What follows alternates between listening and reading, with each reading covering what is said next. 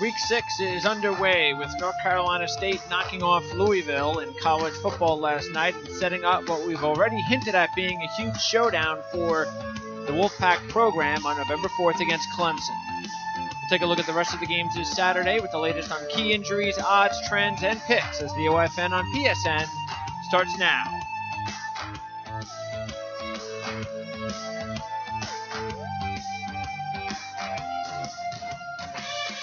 All right, it is Friday, October the 6th, 2017. I'm your host, Greg DePalma, as we try to get you ready as best we can for another big day in college football. A little slow last week, if you really think about it. It was slow.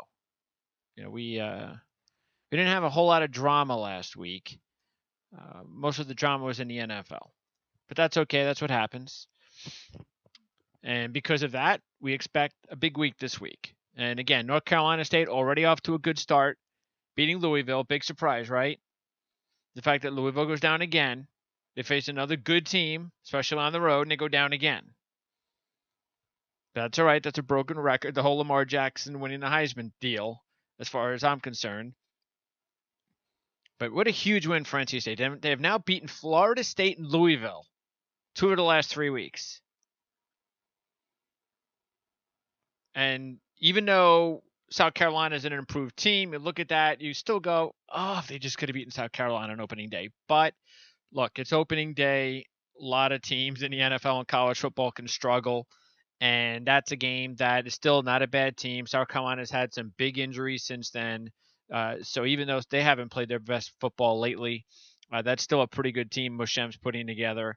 Not a bad loss for the Wolfpack. They go to Pittsburgh next, which that's a trap game, because after that's a bye, and then Notre Dame on the road and Clemson at home. Now they end their season with 3 very winnable games. So this Pittsburgh game is so big for them because that's the real trap game. And they can get past Pittsburgh next week, go into the bye, and prepare for Notre Dame Clemson. Wow. Now, we see this a lot, though, in these situations where you get these teams, they play in these games out of conference before big conference games, and you wonder, which game are they really preparing for mentally? And you know what? I have found that 80-90% of the time, it's usually that conference game. But that's a few more weeks down the road. Dave Doran doing a good job for the Wolfpack. All right, let's take a look at the rest of the games. First of all, tonight, there is a game tonight. Game that would have seemed really big a couple of years ago. Boise State BYU. Boise State, we've already talked about their problems. They're a 7-point road favorite in this one. The home team in this series has won all 5 of the most recent meetings since 2012, and they've done it fairly convincingly by 11 points per game. Now, the Cougars are on a 3-game losing streak, and they've got quarterback injury problems. So they lose Mangum. Mangum doesn't get off to a good start this year. Then he gets hurt. Got the ankle injury. And Hogue comes in, and he's pretty bad. But then he goes out with a concussion in the last game for the Cougars. And they bring in Coy Detmer Jr. And I guess nepotism can only take you so far, because he was awful. So the word, and that was against Utah State last week, in a game that when we talked about it last week, that was a game we liked. So the word is now that with Hogue out with a concussion, that they may have to rush Mangum back tonight. But if he doesn't go, or let's say he goes and just can't finish the game, Joe Cricklow would start. He's a freshman, and this is a kid that they would have preferred to redshirt. So this is not a good situation, because let me tell you something. Hogue wasn't any good. Detmer was awful.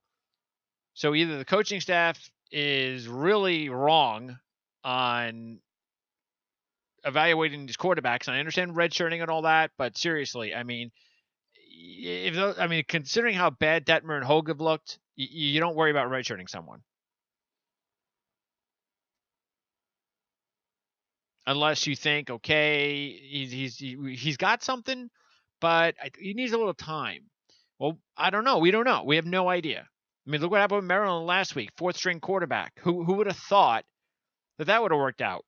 So we don't know. But the problem is with Boise, they're not doing anything to take advantage of the situation.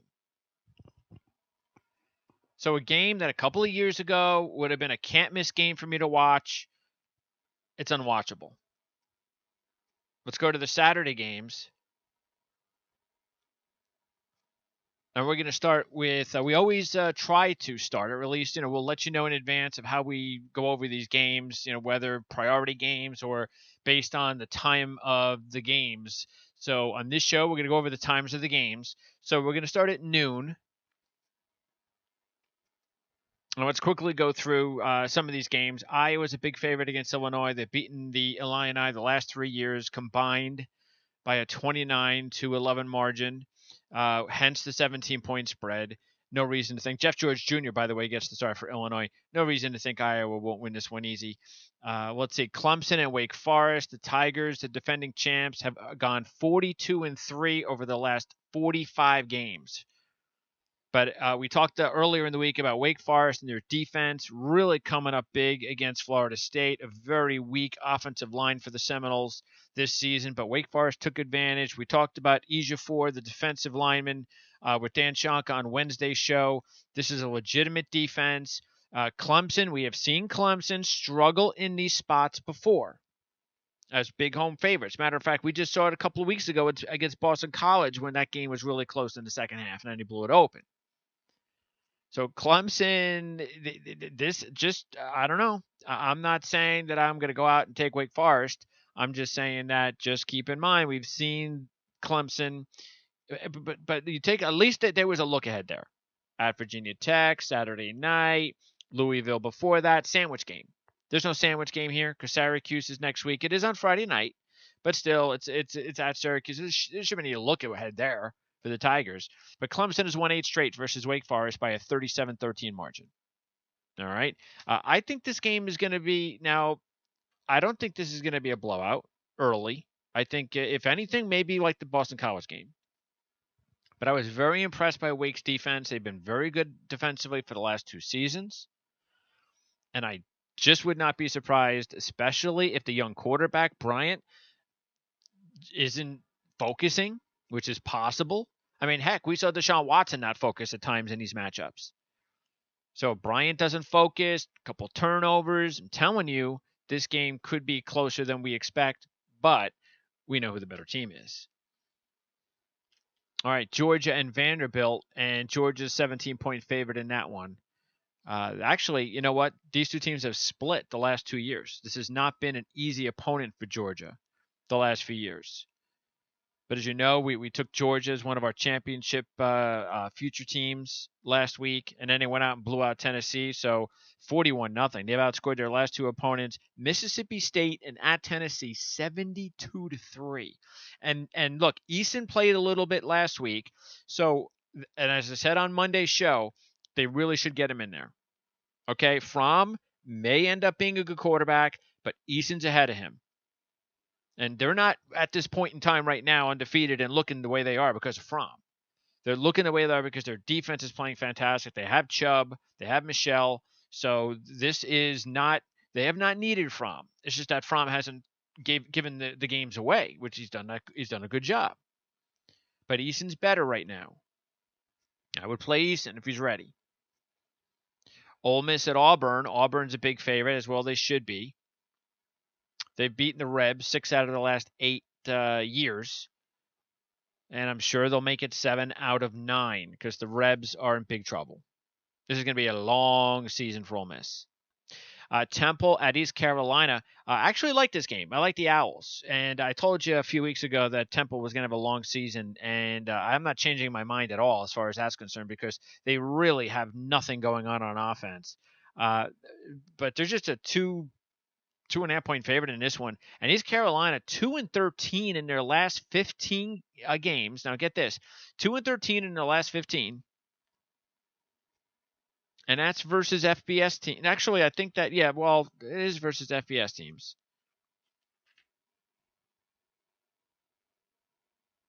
Okay. but the only 2 wins against UConn. So 2-13, last 15, both wins UConn. Temple's beaten East Carolina the last 3 years as AAC rivals. It's the only 3 times they've played as rivals of the AAC. And they've blown them out by an average margin of 27-11. So definitely like Temple in this one. East Carolina should never. I mean, I don't know what they were thinking about getting rid of their head coach a couple years ago. It didn't make any sense. A lot of people were surprised about it. And Ruffin McNeil did a good job there. They had won 10 games in 2013. They slid down to 2000, and look, they had 8 2012, 8 2014. So they went 26 wins in 3 seasons before the 5-win 2015 campaign that got him fired. And this is East Carolina.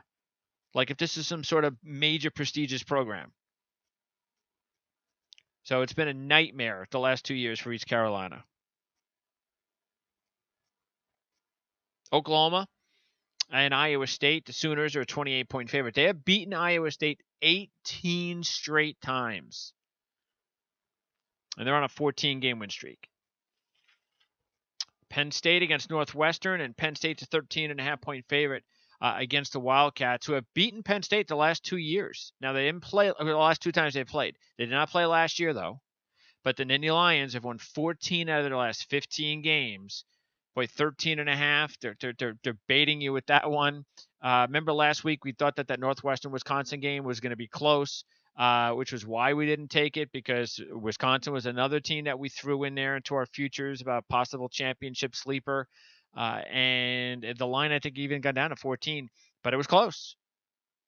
And that's kind of what I'm seeing here, too, is that same type of situation. That Penn State wins. Wouldn't be surprised if it was a little closer than Penn State would like, of course. But, Northwestern, it's always a very well-coached team with Pat Fitzgerald. Nittany Lions have a bye next week, which is a good thing, because after that, that their season. Okay, so maybe the bye helps them not look ahead. Okay, because after that bye, they host Michigan, and then they go to Ohio State. And after that, they go to Michigan State, which could be a trap if they beat Michigan and Ohio State. Now, I don't know if they can win those 2 games. I don't think they have to in order to win the national championship or be invited to the playoff. If they split that and run the table, win the Big Ten championship, they're going to go to the playoffs. But if they end up beating Michigan and Ohio State back-to-back, you know what? That Michigan State game at East Lansing is probably Trap City. So 2-1 out of those 3 games, I don't see any reason why that wouldn't be a win. So really asking a lot to go 3-0 there. It's not easy to go undefeated in college football. Eastern Michigan and Toledo. This was a Eastern Michigan team we've talked a lot about here on this network the last couple of years. Creighton's done a really good job. They've come close in these games against good competition. Kentucky last week, Ohio the week before in overtime. Just can't get that win. It did beat Rutgers, but Rutgers isn't on par with the teams that they've been playing. Toledo's also in that caliber, like Ohio, of course, and Kentucky. Toledo's a 14-point favorite, 16-1 all time versus Eastern Michigan. Now, Tulsa's at Tulane, and they've beaten Tulane the last 3 years by a 20. Actually, and they've been close though. Actually, now that I'm thinking about it, taking a look at my notes, if you take a look at Tulsa, which is kind of why I like them in this game against Tulane, they've lost 3 straight games, but in all 3 games they've all been close. Okay, that they've lost by about a 5-point average in the three losses. Navy, Louisiana Monroe, and Toledo. And I mentioned, I think Louisiana Monroe is an up-and-coming Sun Belt team. We know about Navy, and we know about Toledo. So those are 2 of those teams are good teams. and they played them close. Now, I like Tulane. I like Fritz. I think he's going to turn that program around. But yeah, and they just beat Army last week, but I'm a little bit surprised about them being a 5-point favorite in this game, so I like Tulsa. Tulane's only beaten Army, Grambling, and Connecticut. All right, Duke and Virginia. I said this a couple weeks ago after they beat Boise State on the road that I really believe that Mendenhall's got something going here. Virginia's a 2.5-point favorite at home. I like the Cavaliers in this game. They've beaten Duke the last 2 years. Don't like the way Duke responded in a big matchup against Miami last week. But Virginia's kind of been sitting, waiting for them. Now, the only thing is, did the win go to their heads? Because that was a biggest win they've had in years of Virginia. But Mendenhall, good coach. They have a good staff there. Schedule is going to get really tough at the end of the year. So they have to build up as many wins now as possible to become bowl eligible for the first time since 2011. Monroe, team I spoke about as we move to games a little bit later on at Texas State. Monroe's a 6.5-point favorite. They have scored 107 points in their last 2 games combined. And they take on a Texas State team that is 3-23 in their last 26 games against FBS teams. So we'll go with the Hawks as a 6.5-point favorite in that one. FIU at Middle Tennessee, and so far, so good. At least for one of the old coaches trying to go back. You got Kiffin and Butch Davis trying to do some program changing at FIU and FAU. Kiffin at FAU, Butch Davis at FIU. And Butch's team is on a 3-game win streak, but keep in mind, Alcorn, Rice, and Charlotte by a combined 14 points. All right. Now, the thing here, though, is that Middle Tennessee State is still dealing with injuries at the 2 biggest positions of their team. So Stockstill, again, looks like he's not going to play in the game. And it also looks like Richie James will not play in the game. So those are big injuries. I know the backup for Middle Tennessee State had a statistical good game. Urzua, I think he was like 31 of 50 or something. But still, they lost at Florida Atlantic by 18 points. Okay, so stats don't really tell the story. Now the Raiders are 4-1 in their last 5 versus FIU the last 5 years. I don't know. This is one that, to tell you the truth, I think I might lean towards FIU because 10 points, it's a lot of points. And I don't know if I trust Middle Tennessee State with out their 2 best players on offense. Western Michigan and Buffalo, and both teams have won 3 straight. Broncos are a 6.5-point favorite. And, I kind of like what's going on. I think we talked about this a little bit last week with Leopold at Buffalo, and he's a really good coach, and he should be able to turn this program around soon. And you know what? They've had a nice season. They really have. The defense has played well, and I don't think that Tyree Jackson being hurt really is something that affects them with Drew Anderson, who played last week and they beat Kent State on the road. Now, I know Western Michigan is Western Michigan, and I get that, but we really don't know what to make out of Western Michigan without Fleck yet. All right, they played USC tough, and Michigan State pretty tough, but USC is struggling. Michigan State is, I don't even know what they are, to tell you the truth, just yet. And they have destroyed their last couple of opponents, but that's Wagner and Ball State. So this one's on the road. You know what? I'm tempted to go with Buffalo in this one in the 7. I don't know about the upset, but I am tempted. Miami and Florida State. So here's the big one, at least down in Florida. Hurricanes favored by 3. They've won 8 straight games dating back to last year. The Canes have by a 37-17 margin. I've said it before. Mark Richt is going to turn this program around. I love this game. I absolutely super love it. Because the Seminoles have beaten the Hurricanes by 7 straight games the last 7 years, even though the last 3 games have only been decided by a total of 10 points. But this is so, I mean, this is one of those games that scares me in a way because I love it so much. If there's the time for Miami to break that streak, this is it. Because Mark Richt, now last year in Richt's first season, I'm willing to give him a benefit of the doubt because remember in that game, it looked like they were going to win the game. And then Brett Kaya basically threw the game away, played awful. Remember they had that turning interception in the end zone that changed everything? And then I think Miami also like missed an extra point or something like that late. They just threw that game away. But they weren't ready. More games under Richt. Getting better, more experience. Rozier, we've talked about him, looking pretty good so far. They have Mark Walton.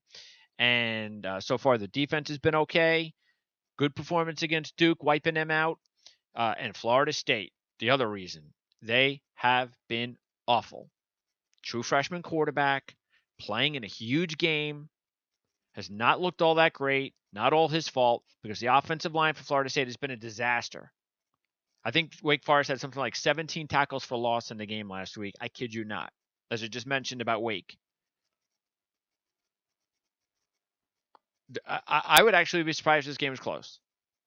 That would be the one. Like if Miami wins, let's say they win by 6 or 7, I'll be like, okay, that's what I thought would happen.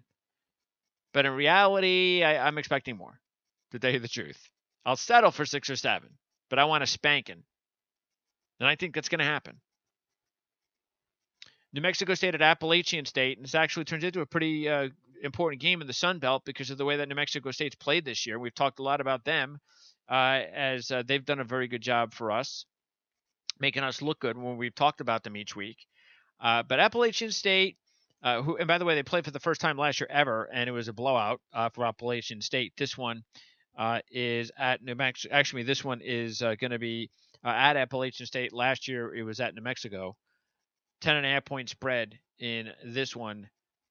I don't know if I'm going to take this one because, but look, I've gone with New Mexico State just about every game, and they've done a really good job, like I said, for me. But for Appalachian State, coming off a bye, a tough 1 point loss to Wake. Special teams killed them in that game. Blown out by Georgia. So they played 2 weak teams and beaten them. And then they lost to the 2 good teams. So I don't know. I probably will take the Aggies because why should I jump off the bandwagon just yet until they disappoint me? And they haven't disappointed me yet. And if they're going to make a statement in the Sun Belt, because they did lose to Troy, but remember, that was a close game, and then Troy went out and beat LSU. So I'm thinking maybe this is not a bad spot for the Aggies. Upset? I don't know. It might be going too far, but you never know. All right, let's move on now to the next game, Notre Dame and North Carolina. Now, this is important to note because of the injuries. Wimbush, we don't know if he's going to start or not. He's got a foot injury sustained last week against Miami of Ohio. So they're saying it's a game-time decision. Of course, what makes him special is his running ability, 402 rush, 8 touchdowns. Now, Ian Book could get the start. He's a sophomore with 8 career passes. Now, I don't think this should matter with North Carolina, especially since Wimbush should play. By the way, Notre Dame is almost a 16-point favorite in this one. Notre Dame has won their last 3 games by a 139 to 55 margin. So the running game, Adams and Wimbush, look, they're playing well. And when you take a look at that game against Georgia, you say, hey, you know what? That was a pretty good loss. These are things that takes a while sometimes to figure out because of the schedule. But I like what they're doing. Sorry, I just do. I know it's not pretty based on what we're used to seeing from Notre Dame, but they're getting it done. And they get USC at home in a couple of weeks after a bye. The tougher game might be the North Carolina State game the week after that we talked about, depending on how USC plays. But they do get a tough end of the season, Notre Dame. At Miami, Navy, at Stanford. So they got some tough games coming up. I definitely like them here. 16 points. It's a lot of points. North Carolina's only beaten ODU this year, though. So keep it. And by the way, Austin Prohl, the Tar Heels' #1 receiver, and yes, that Austin Prohl, son of Ricky from the Rams, injured his shoulder versus Duke a few weeks ago. out for the season. Air Force Navy, big rivalry, Armed Forces rivalry. Air Force has lost 3 straight against, good teams. No terrible losses. Navy's a 7-point favorite in the game. The home team in this series has won 4 straight by a 31-14 margin. If I'm taking this game, I'm taking Navy. West Virginia TCU. Now this is potentially a pretty important game because TCU is starting to wake a lot of people up after beating Oklahoma State a couple of weeks ago. Now the schedule, they've got tough. This isn't going to be easy. Next week at Kansas State ain't going to be easy, but then they get Kansas and Iowa State. But then it gets really tough at the end of the season, especially with Texas and Oklahoma back to back. Because, yes, I do believe Texas is going to play well at the end of the season. But it's definitely manageable. Problem is they got to go to Oklahoma. Now, if they can roll the table and only lose the game in Norman, they might be able to get to the Big 12 championship game, get revenge on a neutral field. 13.5-point favorite at home against West Virginia. The Mountaineers have won their last 3 games, scoring 171 points combined. That's 57 points per game. But TCU, in their 4 games, their 4 wins this year, have won by a combined 47-18. Now, I definitely think TCU is the better team. And I'm thinking of taking TCU in that one minus the 13. Minnesota at Purdue. Minnesota has beaten Purdue 4 straight. Purdue's a 4-point favorite in this one. They're coming off a bye after the Michigan loss a couple of weeks ago. Minnesota coming off the loss against Maryland last week. That's a tough one. Game I probably just enjoy watching. But that's an important game for a couple teams that look like they're going to be better than people thought at the beginning of the season. LSU and Florida. Boy, Florida, you just wonder about Florida because they've been finding ways to win, and they've got the suspensions to the two top Callaway, the top receiver, and Scarlett, the top running back, and now 2 more injuries or 2 more players out. Luke Del Rio, who took over to the quarterback situation, who's just okay, but that just shows you how bad the other guys are. He comes in against Vandy and plays, and he gets hurt, injures his shoulder, out for the year. So they go back to the guys that weren't playing well at quarterback. And then the receiver who took over for Callaway as the number 1 receiver, Tyree Cleveland, is out with an ankle injury. And there is a drop-off after Cleveland and Callaway. So no receivers, no quarterback. Your number 1 running back's out, so you have nothing going on offense. And then you won't know why Florida's only like a 2-3 point favorite because LSU is playing like crap. And this is probably the only team that LSU would have the situation against. They do get Darius Geis back, and they've beaten Florida 5 out of the last 7. So he's the best player on the field.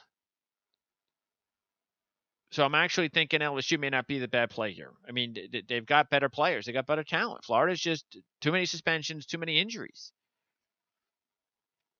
But, hey, the Gators just keep finding ways, right? Maryland at Ohio State. Buckeyes are a big 30-point favorite, 30.5, whatever it is. And you know what we think about Ohio State. Overrated. Whenever they went up against one good team, they couldn't beat them at home. Okay, who'd they beat? Army, Indiana, UNLV, Rutgers. Big whoopee-doo. Oh, that's when Barrett puts up his stats. That's like Lamar Jackson. Put up your big stats against all the bad teams, and everybody thinks you're a great player. And then you go up against the top teams, and what happens? Nothing. Like Oklahoma, nothing. Ohio State has beaten Maryland all 3 times that they played as Big Ten foes by a 54-18 margin. But, as I said before, Maryland, they broke out a number 4 quarterback by the name of Max Bortenschlager. And let me tell you something, Bortenschlager actually played well. And this is what drives you crazy sometimes because you look at the fact that Pegram played well, Hill played well before they both got hurt, and here's Bortenschlager, and you're like, wait a second, you got 3 guys who could start for Power 5 programs now, a quarterback. And you look at all these other teams, I mean, Bortenschlager could probably be the number 1 quarterback at LSU or Florida. And he's a 4th string in Maryland.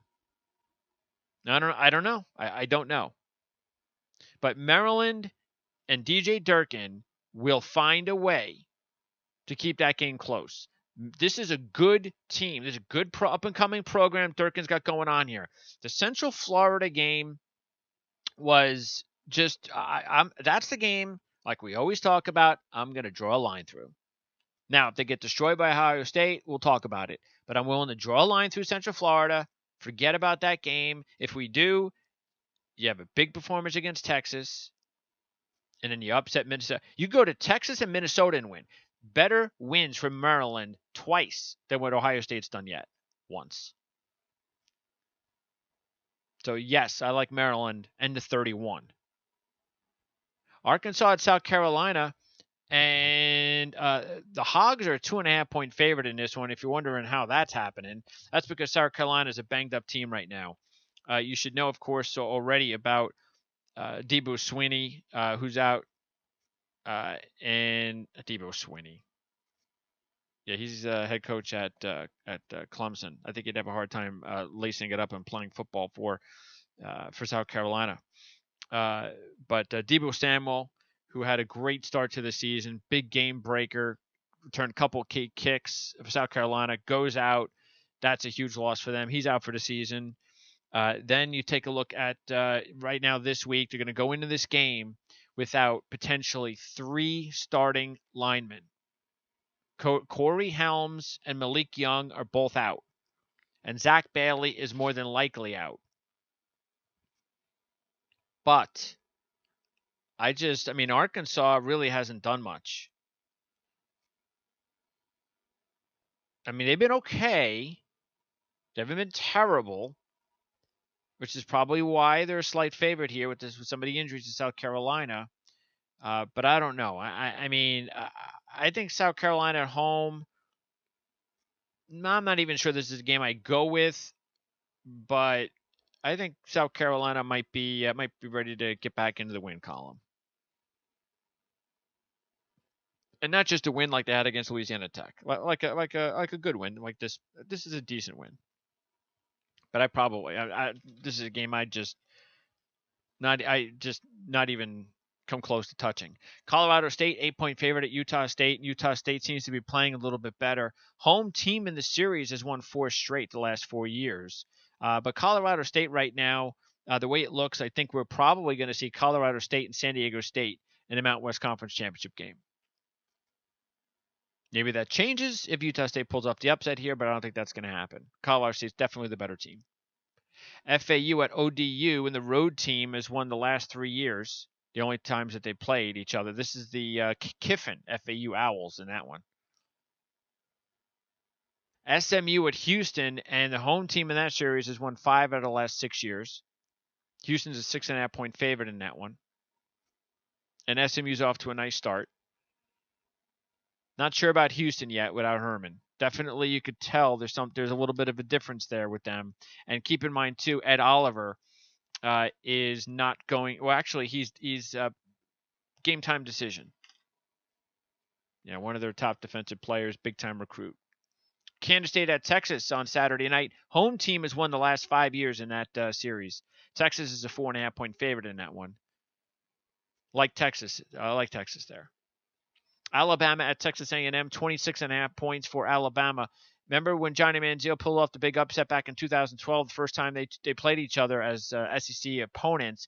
Last 4 years since then, it's been all Alabama. Tide have won 33 of the last 35 games. This game can go kind of either way in my mind. It could be a blowout, and we would go, oh, yeah, okay, you see A&M, yeah. Or it could be a lot closer than people think, and people can maybe start apologizing to Kevin Sumlin. But still going to ask a lot from Mond, who's a freshman in a big situation like this against the Alabama defense, who, by the way, will be without Deshaun Hand. Deshaun Hand is out for, from what we hear, at least 3 games. He might return November 4th against LSU. Not saying that that's going to be a difference in this game because Alabama's loaded, but just so you know. Christian Kirk would be a big factor in this game. He's going to have a huge game. Maybe even a couple of big kick returns wouldn't be bad. Missouri at Kentucky, and boy, Missouri, Odom, I don't know if Odom lasts. If things keep going wrong, he'll be gone. And Missouri will be looking for a new coach next year. It's just not working out. They've lost the last 3 games by a 39-10 margin. Kentucky, meanwhile, keep in mind, the Wildcats, who we've been very high on since the end of last season. Mark Stoops, great job. They've lost 1 game this year by 1 point. Matter of fact, every game they've played have been close. 7-point win, 11-point win, 10-point win, 1-point loss, 4-point win. It's like the NFL. It's not like that in college usually. Kentucky's beaten Missouri the last 2 years. They should make it 3. 10-point favorite, no problem given that. Michigan State at Michigan, night game in Ann Arbor. No Wilton Spate. Officially, it appears that he's going to be out for a few weeks, which, as you know, we've talked about it. That's a good thing for Michigan. Now, is O'Korn the answer? I don't think so. But now he gets a little bit of an opportunity, a week off after the Purdue game to get ready. This is it. He basically gets a shot here because Penn State's in a couple of weeks. Now that doesn't mean that Harbaugh will take him out because he wasn't taking Spade out. My point is that if something happens and he struggles or he gets hurt, then that is the opportunity for Brandon Peters. And by the way, I've said this countless times, look out now for Dylan McCaffrey because he moves up the depth chart. Because if anything were to happen to O'Korn, then the 2 young guys who I said all along should have been the top 2 guys in the beginning of the season, just go to the young kids. Peters should be 1, McCaffrey 2. Because if anything happens to O'Korn and Peters plays, that means McCaffrey is the backup. And I'm telling you, they love McCaffrey. Obviously, they like to redshirt him, especially when you got Peters there, but we'll see. O'Korn's got to do a good job here. Look, Michigan's clearly more talented than Michigan State. And the fact that the Spartans have won 7 out of the last 9, even though Michigan beat them last year, this is big. Harbaugh understands how big this is. It's time to, if you're a Michigan guy like he is, it's time to regain the rivalries against Michigan State and Ohio State. Michigan favored by 10. You know what? I'm okay with giving 10 in that spot because I know how important it is for Michigan to win that game and win that game convincingly if they can, because last year's game wasn't convincing and Michigan State didn't have a good year and Michigan did. Washington State at Oregon. Now, this is big. This is big as far as injuries are concerned. This is a huge break for Washington State. The Cougars are 2-point favorite at Oregon. And part of the reason that they're a little bit of a favorite here is that there's no Justin Herbert for Oregon. Now, Herbert, who was injured in the game a couple of weeks ago. Actually, last week, excuse me.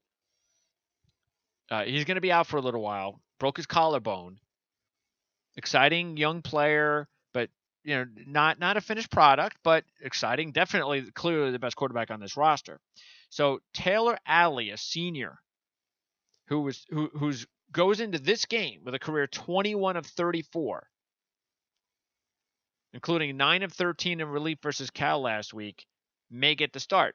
Now, it's between Alley, the senior, and true freshman Braxton Burmeister. Burmeister is the number 7 dual threat quarterback, high school quarterback to come out by rivals. Again, true freshman. 1 career pass. So that's a big break for Washington State, who, by the way, have beaten the Ducks the last 2 years. So how does Washington State respond after the emotional win to USC? First road game.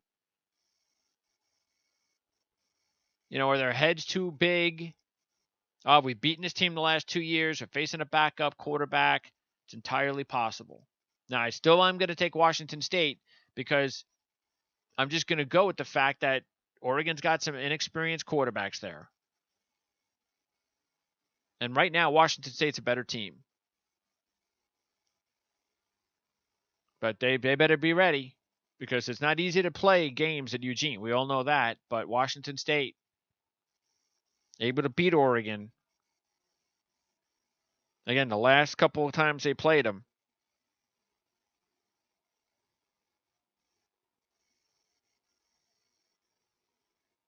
and they actually beat they beat Oregon in double overtime back in 2015 in Eugene.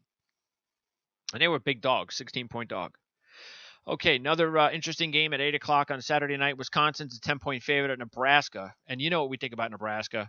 Not very much. And Nebraska has beaten the likes of Illinois, Rutgers, and Arkansas State. So, I mean, you take that for what it is.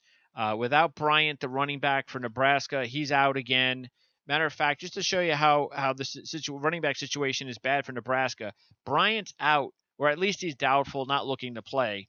And you know what? He has played 3 less games than the number 2 running back on the team, and he's still the top rusher by a mile.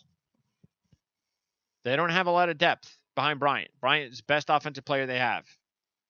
So if he's out again, now I think the reason why people would think this may be close, Lincoln, Saturday night. The last 2 years have been decided by 8 points between these two teams, overtime last year, that kind of thing. But Wisconsin's 5-1 all-time versus Nebraska. They also beat them in the Big Ten championship game. Remember that blowout, 70-31? I've already said what I think about Wisconsin. They're a sleeper national championship pick. If Penn State doesn't win the Big Ten, I think it will be Wisconsin. So, yes, I like Wisconsin in that one. Now, here's another game that you need to keep an eye on because of injuries. Stanford and Utah. Stanford's a 4-point favorite at Utah. Now, we mentioned last week that Utah, or a couple weeks ago, Utah had that injury situation with their quarterback, Huntley, the sophomore, who beat out the senior Troy Williams. So he injures his shoulder against Arizona. Williams comes in. They were able to beat Arizona, but it's not because of Troy Williams. And so now, though, even though they had a bye, it's still looking like Tyler Huntley may not play in this game. But then on the flip side, for Stanford, Kella Christ, who hasn't played well at all. Oh, he played well against Rice, excuse me. He gets injured versus UCLA, did not play against Arizona State, and that was because of the concussion versus UCLA. Okay? He was 1-2 as a starter. KJ Costello comes in, and against UCLA in relief and against Arizona State, wins both games. Chris, 52% completion percentage, 4 touchdowns, 2 picks. Costello, 63%, 3 touchdowns, no picks. Now, Costello is not Kevin Hogan or Andrew Luck, but he's better than Christ. And Shaw had better play the right guy here. And because I think he will, and of course Love has just been phenomenal, best player on the field. And without Utah, with the fact that Utah is probably going to be without their better quarterback, and the teams that Utah beaten this year are, out of the 4 wins, 3 are against FBS teams. San Jose State, which is probably the worst team in the FBS. BYU, we've talked about all their problems. And Arizona, not very good. So, yes, I like Stanford in this game, minus the 4 at Utah. Hawaii at Nevada. Boy, Nevada's in a lot of trouble. Their quarterback situation is a big mess. This is another program that needs a change, it looks like. Well, I shouldn't say they need a change. They need some. They have to get something going. I don't want to put all the blame on Jay Norville. I mean, okay, he's got a little bit of a decent track record as an assistant, so I'm willing to give him some time. I don't want to throw him under the bus after a few games as a first-time head coach at Nevada. But look, it's not his fault. I mean, Brian Polian, maybe a good special teams coach, but he's no head coach. Didn't work out for him there. So, and Butler, their top running back, left and transferred to Iowa. The quarterback situation's a mess. This is just not a very good team. They're not just, and their confidence level is really down right now. That's why Hawaii is a 3.5-point favorite on the road. Hawaii snapped a 5-game losing streak against Nevada last year when they beat them. Now, San Diego State's a 9.5-point favorite at UNLV late on Saturday night. They've beaten the Rebels 6 out of the last 7 times they played them, including the last 3 by a 37-12 margin. And we've talked a lot about Penny, the running back, so we know how good he is. UNLV, we've also talked about UNLV on this network for a couple years. Really like the hiring of Tony Sanchez. All right, they lost to Howard to start the year. I get it. But we draw a line through that one, get rid of that one. Since then, they've won 2 out of 3. The only loss was a respectable loss at Columbus against Ohio State. So now we really find out if they've grown up as a team this week against San Diego State at home. And Cal at Washington. The road team in this series has won 3 straight, so that favors Cal. But Washington's about a 28.5-point favorite in this one. And Cal had a down week last week, and maybe it was predictable. They had played pretty good football for the most part to start the Justin Wilcox era, but then it just wasn't a very good loss last week. They didn't play all that well, so now so really they go from Mississippi SEC win to USC tough close loss at Oregon. Tough, finally not playing well, and now how do they respond with an even bigger, with even better competition at Washington? All right, so there you go. Now, as far as other injury news, just to throw in there, Purdue, keep an eye on, forgot to mention that Tario Fuller, their sophomore running back, who's their number 1 running back, and there is a drop-off to number 2. He was injured against Missouri a few weeks ago, did not play against Michigan, and it does not look like he's going to play this game against Minnesota either. So that's a significant loss. Again, they don't have much behind Fuller at running back in their matchup against Purdue. So keep an eye on that. Texas Tech plays Kansas. Their number 1 receiver, KK Couture, or was it Couture? Look, they have decent. They always have receivers at Texas Tech, so even if he misses the game, which it looks like he will with a knee injury, they should be okay against Kansas. But you never know. I've actually expected Kansas to play better than they have, so maybe they will pop up and play well this week. Texas Tech, Couture's got 31 catches, 499, and 4 touchdowns, so he will be missed. UCLA. Now, they're not playing this week, but just wanted to throw in that they lost a very big weapon, and it's not been a good year for the Bruins. All right, they got a win last week. Maybe that'll get them going. But Caleb Wilson, tight end, young tight end, sophomore, having a big season. Number 2 receiver on the team, injured his foot out for the year. USC has got themselves a problem, as we know. So the Sam Darnold nonsense needs to go away. They're playing Oregon State, heavy favorite. Both teams are dealing with some injuries, though. USC really banged up after that loss against Washington State. Matter of fact, one of their best linemen is out for the year with a pec injury. Stephen Carr, their number 2 running back, may not play with a foot injury, and they got a bunch of other guys banged up. For Oregon State, though, second straight week without their starting quarterback, even though, as I said last week, I don't think it's a big deal. But even more important is their number 1 running back and best offensive player, Ryan Nall, may not play. He led them in rushing last year, 950, 13 touchdowns. He's got 340 and 4 touchdowns this year. He's dealing with an ankle injury, though, so that would be a significant loss for Oregon State if he's unable to play. And let's see. I think that's about it as far as injuries and the games this week. So that will do it for our Week 6 coverage right here on the OFN. Now, just want to remind everybody that to keep an eye on the website at ourlads.com for all the content that we dish out on a daily basis between college football, the NFL, and fantasy football with Jamal Murphy. So take a look out for that.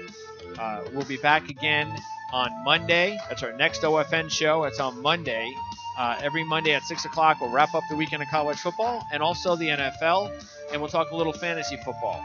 And that'll do it. So, and by the way, don't forget, for the NFL, in case you did not get an opportunity to tune into our show yesterday, check it out. It's on demand.